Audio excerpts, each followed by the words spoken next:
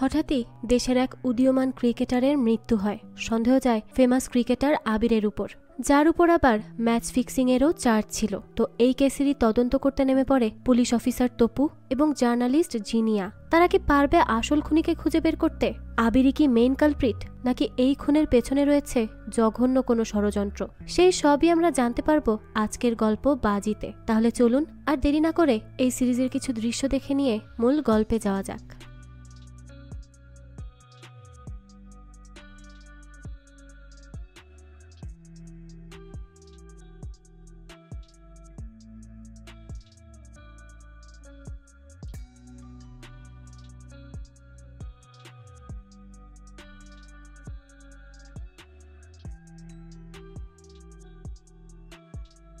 গল্পের শুরুতেই দেখা যায় ক্রিকেট খেলা হচ্ছে। সেখানে আবির নামের একজন খেলোয়াড় ব্যাটিং করছিল, কিন্তু পরেই দেখা যায় তার দল হেরে যায়। তো এরপর আমরা তার বর্তমান সময়ের দৃশ্য দেখি, যেখানে সে আজ একটা লাইভে এসেছে। আর এখানে সে তার ভেতরে জমিয়ে রাখা অনেক কিছুই শেয়ার করে আর বলে, আমি এই লাইভে সবকিছুই বলে দিতে পারতাম, কিন্তু আমি বলবো না, কারণ আমি কাপুরুষ না। আর এইসব লাইভ করা ভাইরাল হওয়া আমার কাজ না। আমার কাজ হচ্ছে ক্রিকেট খেলা, আর মাঠে খেলা, দেশের জন্য খেলা, টিমের জন্য খেলা, আমার ফ্যামিলির জন্য খেলা। আমি আমার সেই খেলাকে খুব বেশি মিস করি।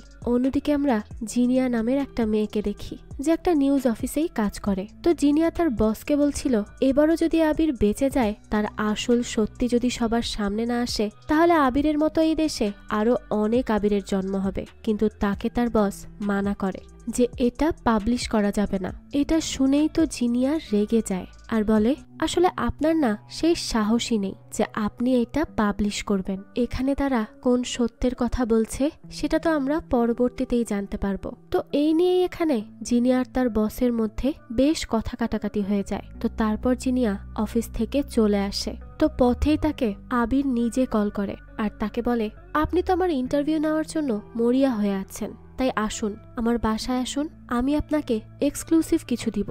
আর দৃশ্য চলে যায় অতীতে, আর আমরা দেখতে পাই আজ মাঠে আবিরদের খেলা চলছে। তবে সেখানে আবির ভালো পারফরমেন্স করতে পারে না, যার জন্য সে নিজে খুবই রেগে থাকে। তারপর তার দলের আরেকজন, যার নাম অপু, সে তাদের টিমকে জিতিয়ে ফাইনালে নিয়ে যায়। এই নিয়ে সবাই অনেক খুশি ছিল। তো রাতের বেলা দেখা যায় অপুর সাথে দেখা করতে আসে পুলিশ অফিসার তপু। তো অপুর ভালো পারফরমেন্সের জন্য তারা সবাই বসে মিষ্টি খাচ্ছিল। তো এই তপু হচ্ছে অপুর ভাই, তাই সে তাকে নিয়ে একটু মজা করতে থাকে আর বলতে থাকে, আজকে তোর এই পারফরমেন্সের জন্য এই বাসায় এত রান্না হচ্ছে। এই জন্যই তো বলি, আমি দরজায় কলিং বেল বাজানোর পরও কেউ আসলো না দরজা খুলতে। এখন তো আমার কোনো পাত্তাই নেই। তো তারা দুজন মিলে বেশ মজা করে। তখন অপু তাকে তার ট্রফিটা দেখায়। সে সময় তপু বলে, কি মনে হচ্ছে জাতীয় দলে চান্সটা পেয়েই যাবি? তাহলে তো কেল্লাফতে। আমি তো এখন এটাই ভাবছি যে তোর মা আর ভাবির কি হবে, তারা তো পাগলই হয়ে যাবে। এই কথা শোনার পর অপু তাকে বলে, কেন, তুমিও তো ওসি হবে, এটাও তো অনেক বড় ব্যাপার, তাই না? তপু বলে, ওসি হলে কি হবে, এটা তো এমন কিছুই না, কিন্তু তুই তো দেশের জন্য খেলবি।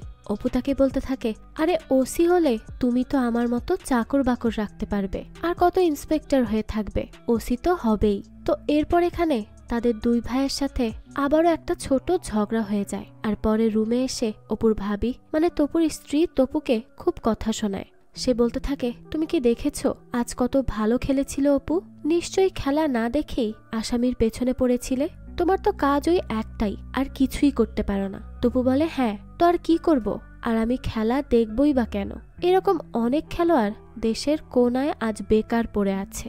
এইসব শুনে তার স্ত্রী বলে, তুমিও তো একসময় খেলতে। এই কথা শুনে তপু চুপ হয়ে যায়। তখন তার স্ত্রী বলে, কি হলো, খেলতে না? তাহলে তার খেলা নিয়ে তোমার এত সমস্যা কেন? তপু বলে, আমার কোনো সমস্যা নেই, আমি শুধু চাই না এসব, কারণ আমি জানি খেলে কখনো কেউ জীবন চালাতে পারবে না। তাই আমি খেলা করা সত্ত্বেও আজ জব করছি, কারণ আমি বাস্তবতা জানি এইসব খেলাটেলা দিয়ে কিছুই হয় না। তো এখানে তার স্ত্রীর সাথে কিছুক্ষণ তর্ক করার পর সে আবার নিজের ভাইয়ের ভালো পারফরমেন্সের মিষ্টিটা ঠিকই খেয়ে নেয়। অন্যদিকে দেখা যায় আবিরকে এসে তার পিএ জানায় যে ফটো সেশনে এবার সবাই নতুন মুখ অর্থাৎ অপুকে চাইছে। এই কথা শোনার পর আবির আর বেশি কথাই বলে না। তো এদিকে দেখা যায় তপু সকাল সকাল এসে অপুকে বলে, যে আজ আমার সাথে আয়, আমি তোকে ট্রেনিং করতে ছেড়ে আসব। অপু বলে, আরে আজ সূর্য কোন দিকে উঠেছে, তুমি আমাকে নিয়ে যাবে বলছো? এটা তো অবাক করা কাণ্ড। তপু বলে, হয়েছে হয়েছে, এত কথা না বলে তাড়াতাড়ি চল, দেরি হয়ে যাচ্ছে। তো এরপরই দেখা যায় তপু আর অপু সোজা চলে আসে মাঠে। সেখানে তপু বলে, আমার সাথে একটু খেল, দেখবি আমি একটা হলেও ছক্কা তো দিবই। তো এরপর অপু বলে, আরে কি শুরু করেছো, যাও তো, তুমি তোমার ডিউটিতে যাও, তোমার কাজ তুমি করো, আমারটা আমাকে করতে দাও। তপু বলে, না না, তোকে বলেছি তো বোলিং কর, দেখবি আমি ছক্কা মারবো, তাই যা বলেছি চুপচাপ তাই করে যা। তারপর অপু আর কোনো উপায় না পেয়ে বলে, আচ্ছা আচ্ছা ঠিক আছে, আমি বোলিং করছি। এরপরে একের পর এক বোলিং করে সে, আর শেষে দেখা যায় সত্যি সত্যিই তপু একটা ছক্কাও মারে। তো অন্যদিকে অপু, জিতু আর আবির এরা কথা বলতে বসে। সেখানে আবির বলে, খেলা শেষে কোথায় গিয়েছিলি? অপু বলে, বাসায় ভাই, মাকে দেখতে। আবির বলে, মায়ের আঁচল থেকে এখনো বেরিয়ে আসতে পারলি না? আর তুই নাকি জাতীয় দলের একজন, আর আমি তো এটাও শুনলাম তুই নাকি তোর ভাইয়ের সাথে বাজি ধরেছিস। অপু বলে, হ্যাঁ, আসলে ভাইয়া চাইছিল একটু খেলতে, তাই আর কি। তো তারপর অপুকে আবির কিছু কথা বলে। সে আসলে তাকে অনেকটা ভয়ই পাইয়ে দেয়, কারণ সে খুবই বিরক্ত ছিল, কেননা চারদিকে সবাই অপু অপু বলেই বেশি চিল্লাচ্ছিল, যেটা তার খুব একটা পছন্দ হয় না। তো অন্যদিকে আবার দেখা যায় তপু বেশ বিরক্ত, আর তার উপর তার স্ত্রী তাকে বারবার বলছিল রিপোর্ট আনার জন্য। তো আসলে তাদের সন্তান কেন হচ্ছে না সেই রিপোর্টটাই আনতে বলছিল সে, কিন্তু তপু তো ডাক্তার দেখাতেই রাজি হয় না। আর এখানে দেখা যায় তার আর তার স্ত্রীর মধ্যে একটা ঝগড়া হয়ে যায়। তখন তপু রাগ করেই সেখান থেকে চলে যায়। দেখা যায় সে বাইরে গিয়ে নেশা করতে শুরু করেছে। অন্যদিকে রাতের বেলায় যখন অপু কথা বলছিল আবিরের সাথে, তখন আবির তাকে একটা থাপ্পড় মেরে দেয়, কারণ অপুর বলা এত বড় বড় কথা তার একদমই পছন্দ হচ্ছিল না। অপু কেন তার থেকে বেশি জনপ্রিয়তা পাচ্ছে সেটা তার ভালোই লাগছিল না। আসলে অপু তাকে বলেছিল যে সবাই বলছে অপু যেভাবে ভালো খেলছে একদিন তো সে আবিরের জায়গা নিয়েই ছাড়বে, আর এই কথাটাই আবিরের পছন্দ হয়নি। তো যাই হোক, আবিরের কাছ থেকে এমন অপমানিত হয়ে অপু তার রুমে চলে যায়। তার মনটাও খুব খারাপ ছিল।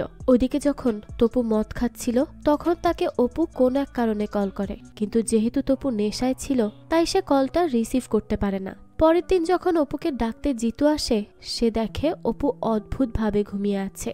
এত এত ডাকার পরও সে ঘুম থেকে উঠছিলই না, তাই জিতু তাকে ধরে ডাকলে সে নিচে পড়ে যায়, আর দেখা যায় তার চোখ উল্টে আছে, অর্থাৎ সে মারা গিয়েছে।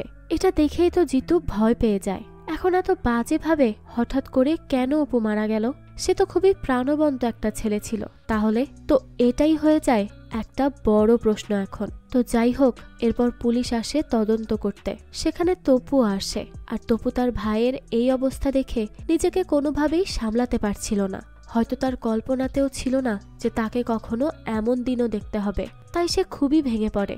ওইদিকে বাইরেও সাংবাদিকরা বলছে, কি হয়েছে আর কি হচ্ছে এখানে? তারা রিপোর্ট করতে চায়, কিন্তু তাদেরকে কোনোভাবেই ভেতরে আসতে দেওয়া হয় না। সেখানে তখন জিনিয়াও উপস্থিত ছিল। এদিকে তপু তার ভাইকে দেখে একদম নিশ্চুপ হয়ে যায়, শুধুমাত্র তার চোখের পানি অঝরে ফেলতে থাকে। অন্যদিকে আমরা আবিরকে দেখি, সে আজ খুব একটা অস্বস্তিতে ছিল। এখন কেন আর কি কারণ সেটা হয়তো পরেই জানা যাবে। তো যাই হোক, অপুর বাড়িতে তো শোকের ছায়া নেমে আসে। তার মায়ের খুবই বাজে অবস্থা, কান্না করতে করতে সে একদম দুর্বল হয়ে পড়েছে। তো তখনই সেখানে তপু আসে তার মা আর স্ত্রীকে সামলাতে। তপু আসতেই তার মা তাকে জড়িয়ে কান্নায় ভেঙে পড়ে। তারা কেউই এরকম কিছু কখনো আশাও করতে পারেনি। একটা সুস্থ ছেলে হুট করে কি করে মরতে পারে? স্বাভাবিকভাবেই তার পরিবার এই ধাক্কাটা সামলাতে পারছিল না।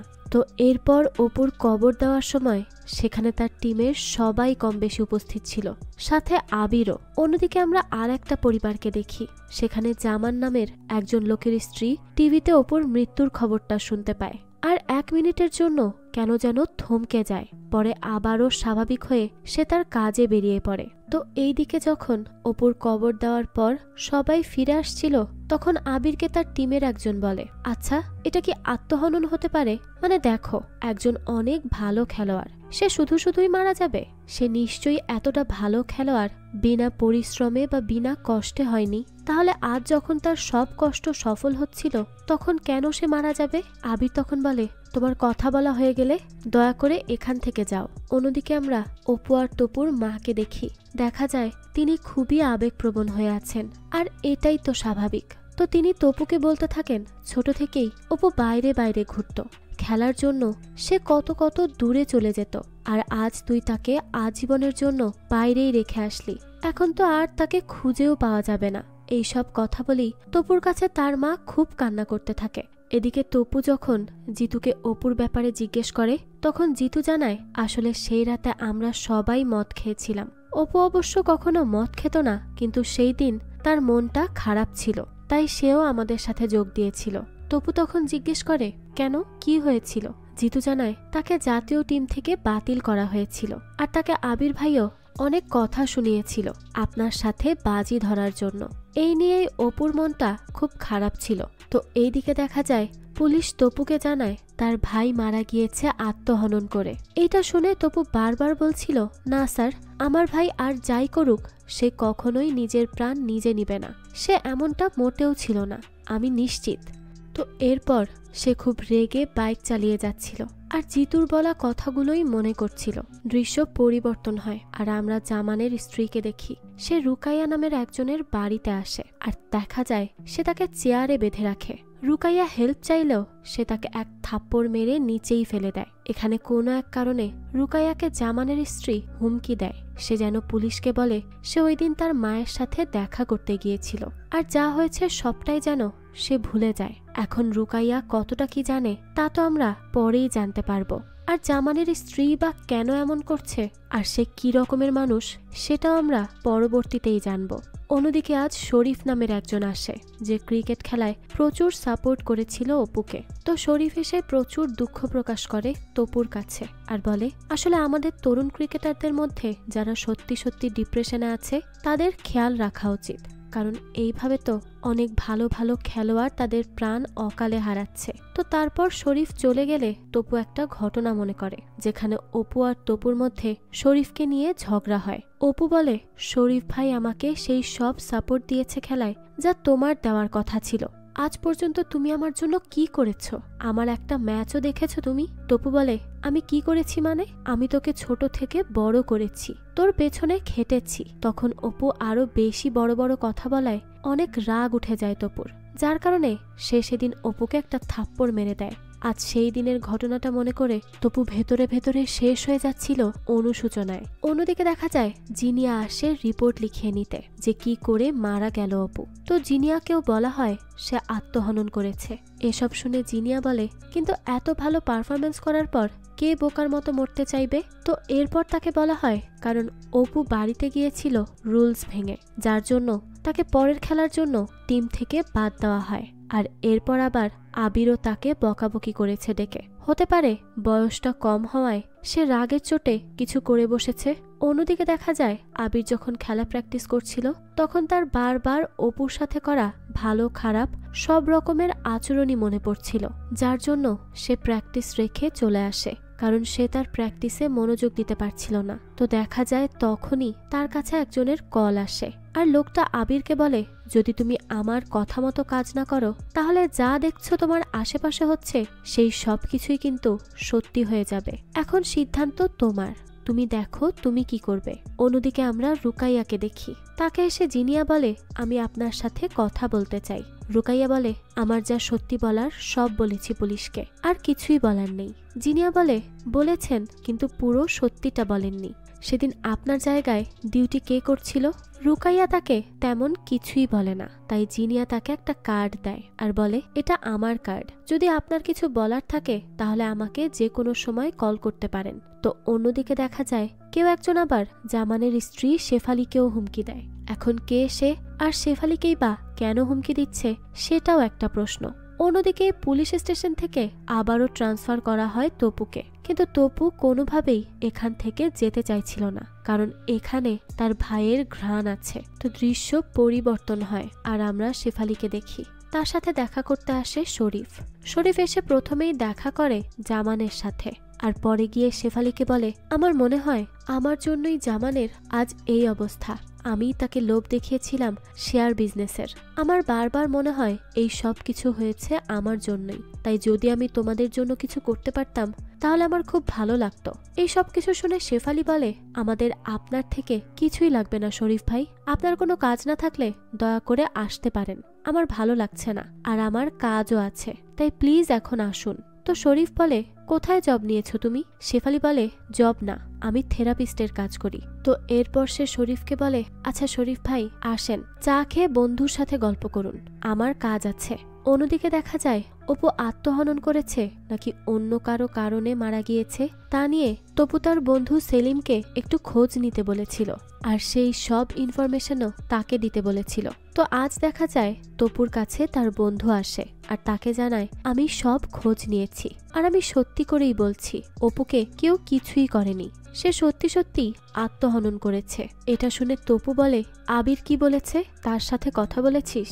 সেলিম বলে, সে বলেছে আমি অপুকে বকেছিলাম ছোট ভাই হিসেবে, কিন্তু এর থেকে তো বেশি কিছুই করিনি। তপু তখন বলে, বাহ, অপু দেখা যাচ্ছে এখন সবার ছোট ভাই হয়ে গিয়েছে, শুধু আমি বাদে। তো এরপর সে তার বন্ধুকে বলে, শোন, তুই আমাকে সব ইনফরমেশন দিবি, তাহলে আমি আমার মাথা ঠিক রাখবো, না হলে কিন্তু আমি জানি না আমি কি করে বসবো। সেলিম তখন বলে, আরে ভাই, এরকম পাগলামি করিস না, দয়া করে একটু শান্ত হ। আর শোন, আমি তোকে একটা ইনফরমেশন দিব, কিন্তু তুই কিন্তু আমাকে না বলে কোনো স্টেপ নিবি না, আমাকে কথা দে। তো এরপরই দেখা যায় তপু রুকাইয়ার বাড়িতে যায়, যেখানে গিয়ে দেখে তার তো অবস্থা খারাপ, মানে সে মারাই গিয়েছে, তাও একইভাবে, ঠিক যেমন ভাবে অপু মরেছে। তো এইসব দেখে তপু সেখানে আশেপাশে একটু খোঁজাখুঁজি করতে থাকে, আর বেশ কিছুক্ষণ খোঁজাখুঁজির পর সে সেই কার্ডটা পায় যা জিনিয়া দিয়েছিল তাকে কল করার জন্য। তো এরপরই দৃশ্য পরিবর্তন হয়, আর আমরা দেখি তপু আর সেলিমকে ডেকে আনে তাদের সিনিয়র অফিসার। সিনিয়র অফিসার বলে, আপনি কাকে জিজ্ঞেস করে রুকাইয়ার বাড়িতে গিয়েছিলেন? আপনারা দেখছি যা ইচ্ছা তাই করে যাচ্ছেন, আমাদের পারমিশনের কি কোনো ভ্যালুই নেই আপনাদের কাছে? তখন তপু বলে, স্যার প্লিজ আমাকে একটা সুযোগ দিন, আমি আমার ভাইয়ের খুনিকে বের করে আনবো, আপনি দেখে নিবেন। তখন সিনিয়র অফিসার বলে, কেন, তুমি কি আমাদের উপর বিশ্বাসই করো না? তুমি কি এইটা ভাবো যে আমরা কোনো কাজই জানি না? আর তুমি আমাদেরকে বাদ দাও, তুমি সেলিমকেও বিশ্বাস করতে পারলে না, তোমার এই সব কর্মকাণ্ডের জন্য তোমাকে সাসপেন্ড করা হলো। সেলিম তখন বলতে থাকে, স্যার স্যার প্লিজ এরকম কিছু করবেন না। তারপরও তার কথা কেউ শোনে না, আর তপুও তখন রেগে মেগে সেখান থেকে উঠে চলে যায়। অন্যদিকে আমরা আবিরকে দেখি, সে খুবই ডিস্টার্ব ছিল, তাই সে তার পিএ সিনথিয়াকে বলে সব কাজ ক্যান্সেল করতে, তার আজ কোনো কিছুই ভালো লাগছে না। এদিকে তপু ডেকে আনে জিনিয়াকে, কারণ সে তার মাধ্যমে কিছু করতে চাইছিল অপুর কেসটার ব্যাপারে। তাই তপু জিনিয়াকে অপুর একটা রেকর্ড শোনায়, যেখানে অপু বলছে, ভাইয়া আমাকে প্লিজ এখান থেকে নিয়ে যাও, এখানে সবকিছুই উল্টো পাল্টা হয়ে গেছে, আমার খুব কষ্ট হচ্ছে ভাইয়া, তুমি প্লিজ কলটা রিসিভ করো, আমি আর এসব নিতে পারছি না, আমাকে মাফ করে দিও। তো এই সব কথাগুলো অপু মারা যাওয়ার আগে কেঁদে কেঁদে বলে যায় তপুকে। আসলে তপু কল রিসিভ করছিল না বলে সে তাকে একটা ভয়েস মেসেজ পাঠিয়েছিল, আর এটাই ছিল সেই ভয়েস মেসেজ। এই সব কিছু শুনে জিনিয়া বলে, তাহলে কি অপু সত্যি সত্যি আত্মহনন করেছে? তপু তখন বলে, আপনার কি মনে হয়? জিনিয়া বলে, আমার যা মনে হয় আমি তা লিখেছিও, সবাই সেটা জানে। তপু তখন বলে, হ্যাঁ, আর আমি সেই লেখাটা পড়েই সিদ্ধান্ত নিয়েছি আপনার সাথে কথা বলবো, তাই আজ আপনাকে ডেকে এনেছি আপনার সাথে কথা বলার জন্য, কারণ আমার মনে হয় আমার ভাই আত্মহনন করেনি, আপনারও ঠিক তাই মনে হয়। তো জিনিয়া তখন বলে, আচ্ছা আমি কি আপনাকে বিশ্বাস করতে পারি? তপু বলে, আমি অপুর ভাই, আমার ভাইয়ের ব্যাপারে কথা বলতে এসেছেন, অথচ আমাকে বিশ্বাস করতে পারছেন না। তো এরপর জিনিয়া বলে, আচ্ছা তাহলে আমি একটা কথা বলছি, সেদিন আসলে অপুদের টিমের হেরে যাওয়ার কথা ছিল, কিন্তু অপুর জন্য তাদের দলটা জিতে যায়, আর সেই কারণে তাদের অবশ্যই অনেক বড় একটা ক্ষতির সম্মুখীন হতে হয়। তপু বলে, মানে কি বলতে চাচ্ছেন?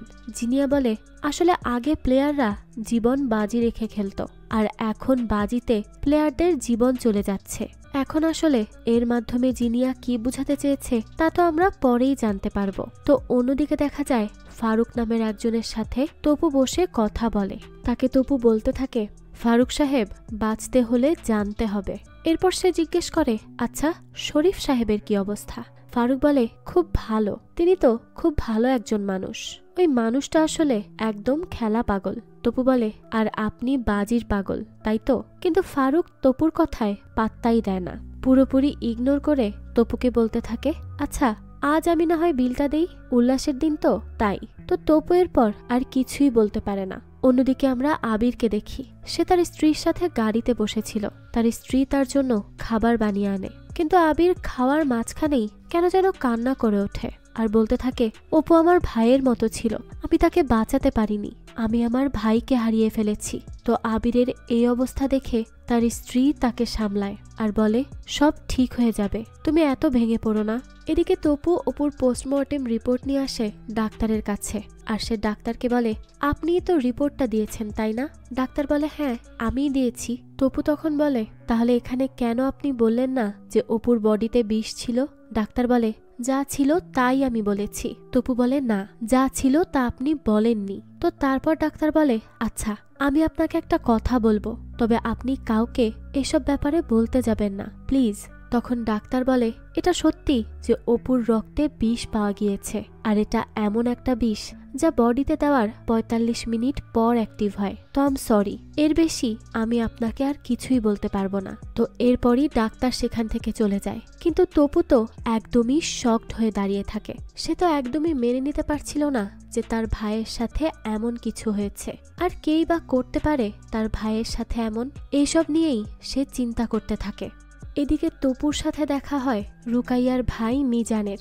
মিজান তপুকে বলে, রুকাইয়া যে সবসময় বলতো সে মায়ের সাথে দেখা করতে এসেছে, এই সব আসলে সে মিথ্যা বলতো, কারণ আমি তার ভাই, আমি ভালো করেই জানি সে মায়ের সাথে দেখা করতেই আসতো না। তাই প্লিজ স্যার, আপনি আমার বোনের এই খুনের রহস্যটা একটু দেখবেন। তো এবার তো তপু আর একটু কনফিউজড হয়ে যায়, তাহলে রুকাইয়া কার চাপে পড়ে এই মিথ্যাগুলো বলতো, আর তার মিথ্যা বলার পেছনের কারণগুলোই বাকি। তো তারপর ওইদিকে জিনিয়া তার বসকে কনভিন্স করার চেষ্টা করছিল যে অপু সেদিনের ম্যাচটা জিতে যাওয়াতেই তার প্রাণ হারিয়েছে, আর এর পেছনের কারণ হচ্ছে বাজি। তো তখনই সেখানে কল আসে তপুর, আর তপু বলে, সেদিন রুকাইয়া ডিউটিতে যায়নি, এটা সত্যি, কিন্তু তার মতোই বোরখা পরা কেউ একজন সেখানে গিয়েছিল। জিনিয়া বলে, তার মানে রুকাইয়া সেজেই অন্য কেউ তাকে খুন করেছে। তপু বলে, হ্যাঁ ঠিকই ধরেছেন, এবার শুধু সেই মহিলা পর্যন্ত পৌঁছানোর পালা, তাহলেই আমাদের সব রহস্যের জট খুলে যাবে।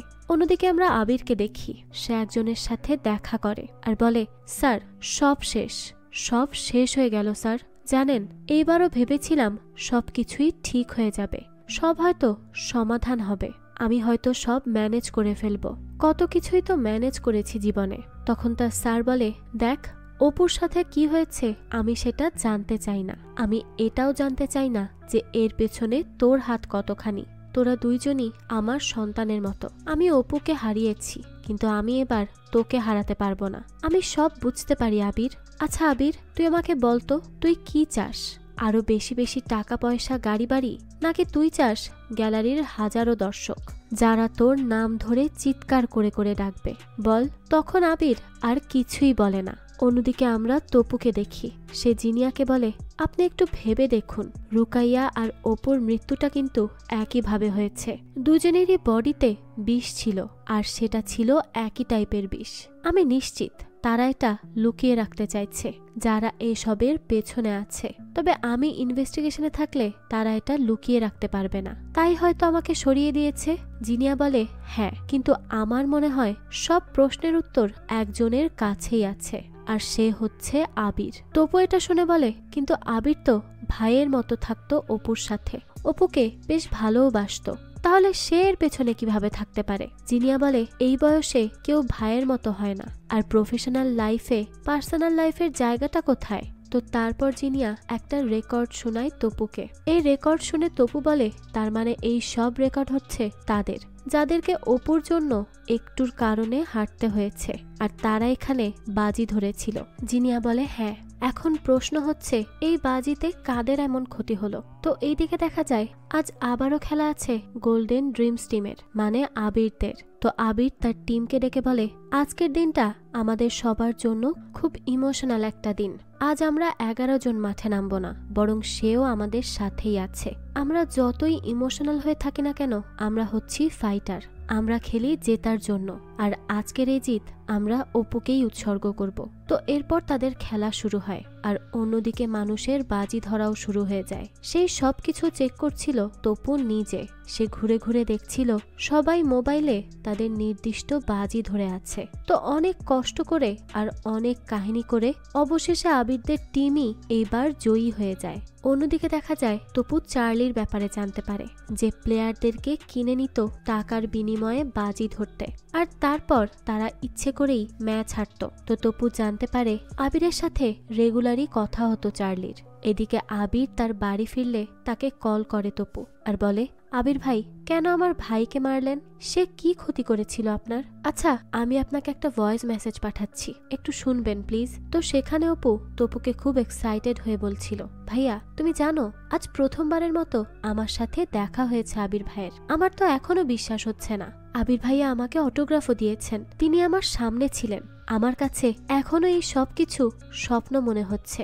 আজ আমি ভীষণ খুশি ভাইয়া, ভীষণ। তো এই ভয়েস মেসেজটা শোনার পর আবিরেরও খুব কষ্ট হয়, তারও খুব রাগ হয় নিজের প্রতি। এখন সেটা কেন হয় তা তো বলা যায় না। তো অন্যদিকে তপু এসে পুলিশ অফিসারকে জিজ্ঞেস করে, আচ্ছা রুকাইয়ার কেসের কি খবর? অফিসার বলে, ও আসলে সেটা ছিল ঘুমের ওষুধ, তার কারণেই মারা গিয়েছে, আত্মহনন ছিল সেটা। তখন তপু জিজ্ঞেস করে, অটোপসি রিপোর্ট কোথায়? এখানে বিষের কথা লেখা নেই কেন? অফিসার বলে, বিষ কোথায় পেলেন স্যার? তো তারপর সে খুব রেগে মেগে সেখান থেকে চলে যায়। এদিকে জিনিয়া আবিরের পিয়ে সিনথিয়াকে কিছু একটা নিয়ে ব্ল্যাকমেইল করে আর বলে, আমি আবিরকে 24 ঘন্টার মধ্যে চাই, না হলে কিন্তু এই নিউজ থাকবে সবার উপরে। তো অন্যদিকে আজ টিভিতে একটা নিউজ হয়, যেখানে আবিরের সাথে একটা মেয়ে হোটেলে দেখা করতে আসে, আর এখানে নিউজে প্রশ্ন তোলা হয় আবিরের চরিত্রের উপর। তো আবির এসে দেখে এই নিউজ তার মেয়ে স্ত্রী একসাথে বসে দেখছে। তাই আবির তার মেয়েকে রুমে গিয়ে ঘুমাতে বলে, আর তার স্ত্রীকে বলে, তোমাকে না আমি একবার বলেছি তুমি এইসব নিউজ তাকে নিয়ে দেখবে না? আবিরের স্ত্রী বলে, তোমার কি মনে হয় তোমার একার বাসায় শুধু টিভি আছে? তোমার মেয়ে স্কুলে গেলে এই সব সম্পর্কে জানতে পারবে না ভাবছো? আসলে কি জানো, তুমি না ভেতর থেকেই পচে গিয়েছো। আবির তখন তার হাতে ব্যাট নিয়ে বলে, কি আমি ভেতর থেকে পচে গিয়েছি? তো তারপর আবির রেগে মেগে সেখানে রাখা টিভিটাই ভেঙে ফেলে আর বসে কান্না করতে থাকে।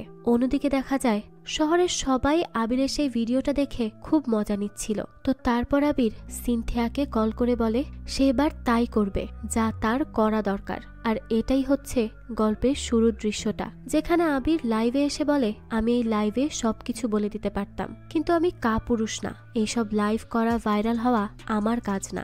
আমার কাজ খেলা, দেশের জন্য খেলা, আমার টিমের জন্য খেলা, আমার ফ্যামিলির জন্য খেলা। আমি খেলাকেই সবচেয়ে বেশি ভালোবাসি, আর আমি সেই খেলাকে খুব মিসও করছি। কিন্তু আমাকে মাঠের বাইরেও খেলতে হয়, আমাকে বাধ্য করে তারা খেলতে। একটা অদৃশ্য শক্তি আমাকে বাধ্য করে, এবং আমার মতো হয়তো আরো অনেককেই বাধ্য করে খেলতে সেই অদৃশ্য শক্তি। তাদের ইশারায় আমাদেরকে নাচতে হয়, ইচ্ছা না থাকলেও এসব করতে হয়। কিন্তু এখন আর সেই খেলা হবে না। বছরের পর বছর যেই খেলা তারা খেলে গিয়েছে, এখন আর তা পারবে না। তারপর আবির অদ্ভুতভাবে হেসে বলে, আচ্ছা আপনারা কি আমার কথা সব শুনতে পাচ্ছেন? আজ কিন্তু আমি সবকিছুই বলে দিব, তাই সবাই এখনই রেডি হয়ে যান সব শোনার জন্য। আজ রাত 7টায় হোটেল হলিডে ইনে প্রেস কনফারেন্স হবে। জার্নালিস্ট ফ্রেন্ডস যারা এত বছর ধরে আমার সাথে ছিলেন তারা সবাই আসবেন, আমি আশা করছি। অন্যদিকে আমরা একটা ছেলেকে দেখি, সে চার্লিকে কল করে বলছে, চার্লির বাচ্চা চার্লি, এসব কি হচ্ছে? হ্যাঁ। তো এরপর চার্লি শেফালিকে কল করে আর বলে, আবির। তো এই আবির বলার পর সে কি বলেছে তা তো শোনা যায় না, কিন্তু যাই বলেছে তাতে শেফালির মুখের রং উড়ে যায়। এতে করে বোঝাই যাচ্ছিল হয়তো আবির লাইভে যা বলেছে সেই নিয়েই কোনো কথা হয়েছে তাদের। শেফালি তখন বলে, না না, আমি বিশ্বাস করতে পারছি না এই সব কিছু হবে বলে, অসম্ভব, আবির কিছুই বলবে না। চার্লি বলে, কি অসম্ভব? বাঁচতে হলে মারতে হবে, হয় মারো না হয় মরো। তারপর শেফালি বলে, আচ্ছা আমি রাজি, কিন্তু এটাই শেষ, আর ব্যাংক থেকে যেন লোনের কোনো কল না আসে। তো শেফালি এই কাজের মাধ্যমে তার ব্যাংক ঋণ শেষ করতে চাইছিল, যার জন্য চার্লি রাজি হয়। তো এইদিকে জিনিয়া তার বসকে এসে বলে, আমি বলছি তো আপনি এই নিউজ কেন নিচ্ছেন না, এটা একটা সিরিয়াস রিপোর্ট।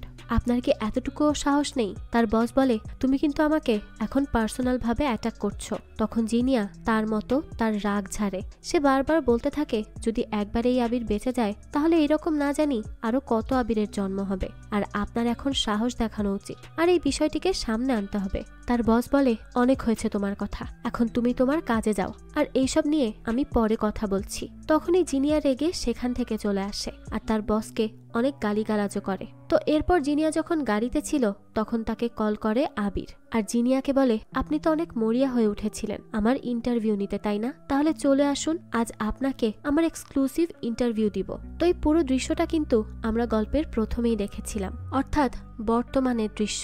যাই হোক, অন্যদিকে আমরা সিনথিয়াকে দেখি। তার কাছে তারই একটা প্রাইভেট ভিডিও আসে, যেটা তাকে পাঠিয়ে ব্ল্যাকমেইল করে শেফালি। শেফালি সিনথিয়াকে বলে, তোমার কাজ খুব সহজ, তুমি আবিরকে এই প্রোটিন শেকটা দিবে, আর আজ আবিরকে আমরা সবাই তো লাইভে দেখব, তাই কোনো চালাকি করা চলবে না। চালাকি করলেই তোমার এই সুন্দর ভিডিওটাও পাবলিকের কাছে একটা একটা করে চলে যাবে, তাই যাই করবে ভেবে চিন্তে করবে। তো এই প্রোটিন শেকের মধ্যে যে আসলে কি আছে তা তো আর বুঝতে দেরি হয় না। নিশ্চিতভাবেই এখানে সেই বিষটাই আছে, যার মাধ্যমে অপু থেকে শুরু করে রুকাইয়া এরা সকলেই মারা গিয়েছে। এবার দেখার পালা, সত্যি কি আবির এটা খেয়ে শেষ হয়ে যাবে, নাকি সমস্ত সত্যিটা মানুষকে জানাতে সক্ষম হবে। অন্যদিকে তপুকে কল করে একজন আর তাকে জানায়, স্যার আমি রুকাইয়ার ফ্রেন্ডকে পেয়েছি। তপু জিজ্ঞেস করে, তাই নাকি, কোথায়? সে জানায়, বেসমেন্টের মধ্যে, আমি তার পিছু করছি। তো তারপর তপু বলে, আচ্ছা মিজান, সাবধানে কিন্তু, তাকে আবার হারিয়ে ফেলিস না। তো মিজান বলে, না স্যার, আমি দেখে দেখেই রাখছি। এরপরে তপু কল রেখে দেয় আর সে বেরিয়ে পড়ে তার গন্তব্যে। অন্যদিকে জিনিয়া চলে আসে আবিরের সাথে দেখা করতে। সে দাঁড়িয়েই ছিল, তখনই আবির পেছন থেকে এসে বলে, হাই মিস জিনিয়া। তো তারপর জিনিয়াও তাকে হাই জানায়। তখন আবির বলে, তো আমরা কি ভেতরে বসে কথা বলতে পারি? জিনিয়া বলে, না, আমি এখানেই ঠিক আছি। আবির তখন বলে, আচ্ছা ঠিক আছে, তাহলে এখানেই কথা বলি। এই সময় জিনিয়া বলে ওঠে, তো আপনি এখন কি নিয়ে কথা বলবেন? Match fixing? আসলে জিনিয়া আবিরকে এটা নিয়েই সন্দেহ করছিল। সে ভেবেছিল আবির ম্যাচ ফিক্সিং করে, আর এটা নিয়েই ফ্রন্ট পেজে লেখা উচিত, কিন্তু তার বস তাকে এটা করতে মানা করে। এজন্যই তার বসের সাথে তার ঝামেলা বেঁধেছিল। যাই হোক, তো এই ম্যাচ ফিক্সিং এর কথা শুনে আবির হেসে দেয় আর বলতে থাকে, খাটনিটা একটু বেশি হয়ে যাবে না ম্যাচ ফিক্সিং নিয়ে লিখলে? অন্য কোনো কারণও তো থাকতে পারে, তাই না? জিনিয়া বলে, কারণ তো অনেক আছে। আবির তখন জিজ্ঞেস করে, যেমন?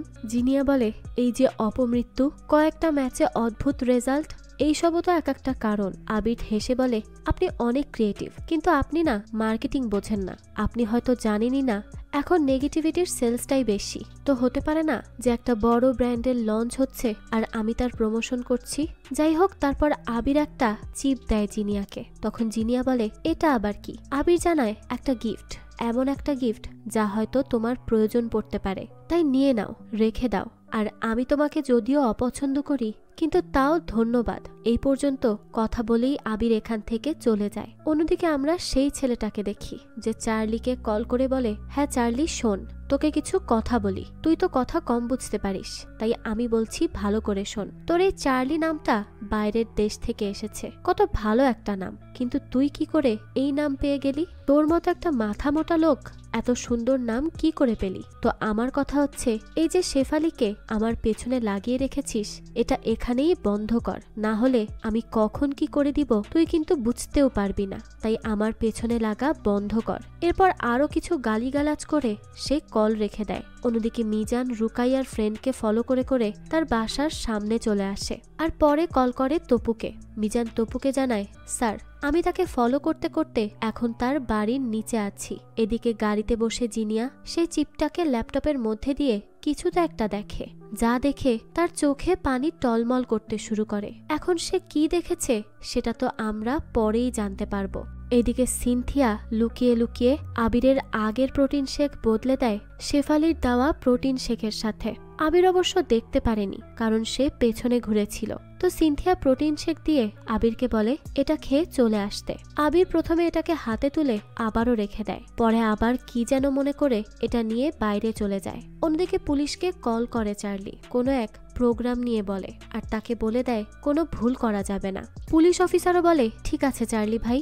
অন্যদিকে শেফালির বাসায় আসে তপু আর তাকে দেখে শেফালি বলে কি চাই এখানে? তপু বলে আপনি রুকাইয়া? এই নাম শুনেই শেফালির তো ভয়ে মুখের অবস্থাই খারাপ হয়ে যায়। শেফালি কোনো কথা না বললে তপু আবারও জিজ্ঞেস করে আপনি কি রুকাইয়া? তো এরপর তপু তাকে একটা ছবি দেখায় যেখানে সে রুকাইয়ার ড্রেসে ছিল, অর্থাৎ তপু শেফালিকে ধরে ফেলেছে।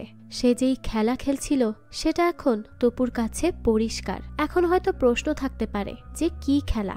হ্যাঁ, তার সব জটি খুলবে একটু পর। তো দৃশ্য পরিবর্তন হয় আর আমরা অপু মারা যাওয়ার আগের দৃশ্য দেখি যেখানে তাকে চার্লি কল করেছে আর অপু তাকে বলে আমি খেলাটা নিজের মন থেকে খেলি। ক্রিকেট আমার আবেগ। আমি ক্রিকেট নিয়ে এখানে বিজনেস করতে আসিনি, তাই আমাকে আর এসব কথা বলবেন না প্লিজ।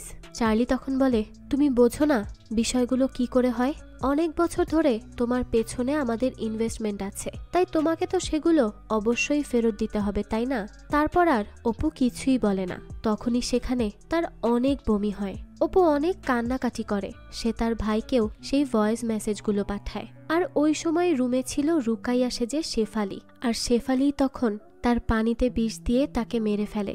দৃশ্য আসে বর্তমানে আর শেফালি বলে আপনার কাছে কে বেশি গুরুত্বপূর্ণ, যে খুন করেছে সে নাকি যে খুন করিয়েছে সে? তো তারপর সে তপুকে একটা ছবি দেখায় আর বলে আপনি হয়তো তাকে চিনতে পারেন, এর নাম চার্লি। তো তখন সেখানে বাচ্চু নামের একটা ছেলে আসে বন্দুক নিয়ে। তপু তখন তাকে আটকানোর চেষ্টা করে। সে এসেছিল শেফালিকে মারতে, কিন্তু ভুলবশত গুলিটা লেগে যায় শেফালির ছোট্ট মেয়ের গায়ে আর সে সেখানেই রক্তাক্ত হয়ে পড়ে থাকে। অন্যদিকে দেখা যায় গাড়িতে বসে বসে প্রোটিন শেকটা খায় আবির আর সে জিনিয়াকে জানায় সে আসছে একটু পরই। আর পাশে থাকা সিনথিয়াকে সে ধন্যবাদ দিয়ে বলে তুমি আমাকে আমার বোনের মতোই কেয়ার করো। আমার বোন থাকলেও হয়তো এইভাবেই খেয়াল রাখতো আমার। এই সবকিছুর জন্য তোমাকে অনেক ধন্যবাদ। তো এই সব কিছু শুনেই তো সিনথিয়া কান্না করতে থাকে, কারণ সে তো নিজের সম্মান বাঁচাতে আবিরকে নিজের হাতে বিষ দিয়েছে। এই সব কিছু ভেবে সে খুবই ভেঙে পড়ে। আর এদিকে তো আবির তার সেই প্রোটিন শেক খেতেই থাকে একটু পরপর। অন্যদিকে দেখা যায় তপু বাচ্চুকে ধরে জিজ্ঞেস করে এসব কে করাচ্ছে বল? তখনই বাচ্চু বলে ফারুক স্যার। অর্থাৎ পুলিশের মধ্যে থেকেই ফারুক এই আশরাফ আর চার্লিদের সাথে জড়িত ছিল, আর তারা এখন শেফালিকেও রাস্তা থেকে সরাতে চাচ্ছিল যাতে করে তারা ফেসে না যায়। এইদিকে দেখা যায় আবিরের বডিতে বিষের ইফেক্ট শুরু হয়ে যায়, তাই তখনই তাকে হসপিটালে নিয়ে যাওয়া হয়। আর অন্যদিকে এই খবর পাওয়ার পরপরই জিনিয়া সেই চিপটাকে নিয়ে প্রেস কনফারেন্স চালু করে আর বলে আমাদেরকে আবির কিছু জানাতে চাইছিল, আজ আমরা সেটাই দেখব। তো এরপর আবির ভিডিওতে তার করা অন্যায়কে স্বীকার করে। আবির বলে অনেক বছর আগে আমাদের টিম চ্যাম্পিয়ন হয়, তাই আমাদের টিম ওনার মিস্টার আশরাফ একটা বড় পার্টিতে ইনভাইট করে। তারপর আমি জানি না আমাকে কি খাওয়ানো হয়, কেন যেন সেই রাতের কোনো স্মৃতি মনে থাকে না আমার। আর সেই সুযোগেই আমার একটা ভিডিও করা হয় যার মাধ্যমে আমাকে ব্ল্যাকমেইল করা হচ্ছিল। এরপর তারা আমাকে দিয়ে ম্যাচ ফিক্সিং করায়, বাজে খেলায় হারায় আর জিতায়, তাদের হাতের পুতুল বানিয়ে দেয় আমাকে। আমি জানি আমার ক্ষমা পাওয়ার কথা না, কিন্তু তাও আম সরি। আর অপু আত্মহনন করেনি, তাকে মারা হয়েছে। আর আমি নিশ্চিত এখানে আশরাফ আর চার্লি মিলে আছে, তারাই এসব ম্যাচ ফিক্সিং এর আসল হোতা। অন্যদিকে দেখা যায় তপু পৌঁছে যায় শরীফের বাড়ি। শরীফ রেডি হয়ে কোথাও যাচ্ছিল, তখনই তপু তাকে মিস্টার চার্লি বলে সম্বোধন করে, যার মাধ্যমেই আমরা জানতে পারি এই হচ্ছে সেই চার্লি যে এতদিন শরীফ নাম নিয়েই ঘুরে বেড়াচ্ছিল। তো চার্লি বলে আমি জানতাম কেউ না কেউ আমাকে ঠিক চিনে যাবে, কিন্তু আমি এই খেলার প্রথম সারির কেউ না, আমার উপরেও কেউ আছে আর তাকে পাওয়া অসম্ভব। মিস্টার আশরাফ তো এতক্ষণে উড়াল দিয়েছে বিদেশে, আর তার এত ক্ষমতা তাকে এত সহজে ধরা সম্ভব নয়। তো এখানে তাদের মধ্যে মারামারি লেগে যায়। আর যখনই চার্লি তপুকে গুলি করতে যাবে তখনই সেখানে শেফালি চলে আসে বন্দুক হাতে। এটা দেখে চার্লি শেফালিকে গুলি করতে যায়, তখনই তপু শেফালির হাত থেকে বন্দুক নিয়ে তাকে শুট করে দেয় আর চার্লি সাথে সাথেই মারা যায়। আসলে শেফালি এতদিন বাধ্য হয়েই এদের সাথে সঙ্গ দিচ্ছিল, কারণ তার ঘাড়ে ছিল ঋণের বোঝা। টাকার জন্য বাধ্য হয়েই সেই অন্ধকার জগতে ঢুকে গিয়েছিল। সেই জন্য তো আজ তার বাচ্চা মেয়েটাকেও তার হারাতে হলো। যাই হোক, চার্লিকে মেরে ফেলার পর অপু কান্নায় ভেঙে পড়ে আর তার ভাইয়ের নাম ধরেই বারবার ডাকতে থাকে, কারণ অবশেষে সে তার ভাইয়ের অপরাধীদেরকে খুঁজে বের করতে পেরেছে। অন্যদিকে আবির তার সব কথা বলা শেষ করে আর বলে যায় সে বেঁচে থাকুক আর না থাকুক, ক্রিকেটকে যেন কেউ আর অপব্যবহার না করে, ক্রিকেটারদের যেন কখনো তার মতো কোনো কিছু সহ্য করতে না হয়, কোনো অপুর যেন এরকম পরিণতি না হয়। তো আবির এখন হসপিটালে আছে, হয়তো সে বেঁচে যাবে আর আবারও সবার মাঝে ফিরবে নতুনভাবে। আর এই দৃশ্যের সাথে এই গল্পটাও এখানেই শেষ হয়। এর মাধ্যমে ক্রিকেটের অন্ধকার জগতের অনেক কিছুই তুলে ধরা হয়েছে।